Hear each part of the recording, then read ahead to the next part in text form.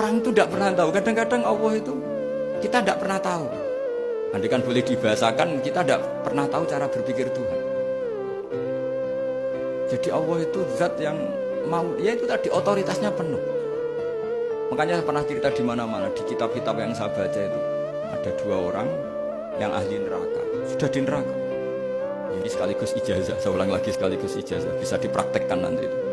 Setelah itu 2 orang ini dipanggil ke surga sama Allah. Allah itu tanyanya ya aneh, enak di neraka, ya udah enak di neraka. Ya gak enak di neraka, kok ditanya enak enggak, ya gak enak. Ya sudah, kembali lagi ke neraka, lari kencang-kencang, lari menuju neraka, lari. Sama Allah dipanggil lagi, loh kenapa kamu semangat?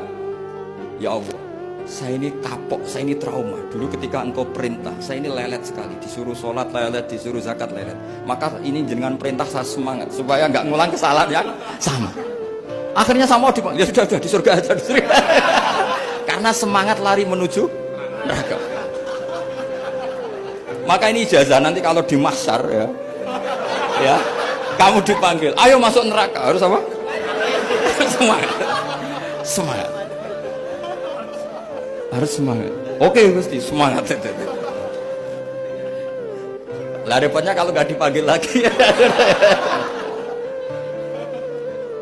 Akhirnya barokahnya semangat itu dia di surga. Kita tidak pernah tahu cara berpikir Tuhan. Nanti kan boleh dibahasakan seperti itu. Yang satu, ayo kembali lagi ke neraka. Tolah itu, jalan oleh lagi. Sampai itu nggak semangat oleh lagi. Terus ditanya sama, kenapa kamu tolah itu? Saya tidak pernah ngira ya Allah ketika engkau panggil di surga kemudian engkau kembalikan lagi ke neraka. Ya sudah, kamu di surga saja, barokahnya husnuzon.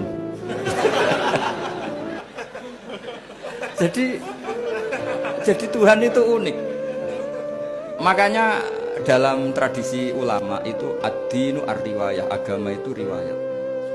Sebagian diredaksikan inna hadzal ilma dinun fanzuru amman ta'khuduna dinakum. Agama ini, ilmu ini agama, maka lihat riwayatnya. Karena kita tidak pernah tahu cara berpikir Tuhan. Kita harus mengikuti riwayat yang diutarakan Rasulullah SAW. Karena kita tidak pernah tahu. Kayak tadi ada orang diinjek, kita mesti kan terprovokasi ingin bela yang sujud menyalahkan yang injek. Tapi ketika yang sujud mencatat nama Tuhan, Allah tidak akan memaafkan kamu.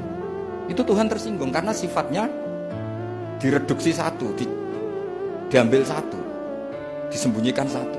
Loh, ada kan dia begini mungkin malah Allah maklumi. Saya tidak akan maafkan kamu. Enggak apa-apa Allah, kan saya. Kan tidak mencatat namanya Allah. Selama hidup saya tidak akan maafkan kamu. Allah enggak akan tersinggung. Karena dia sebagai manusia tentu punya dendam, punya rasa mangkel, punya emosi. Tapi kalau ketika bilang Allah tidak akan maafkan kamu, berarti dia mencatat statusnya Allah. Dan Allah disifatkan hanya satu dari sifatnya Allah, yaitu hanya sifat menyiksa. Padahal Allah punya sifat memaafkan.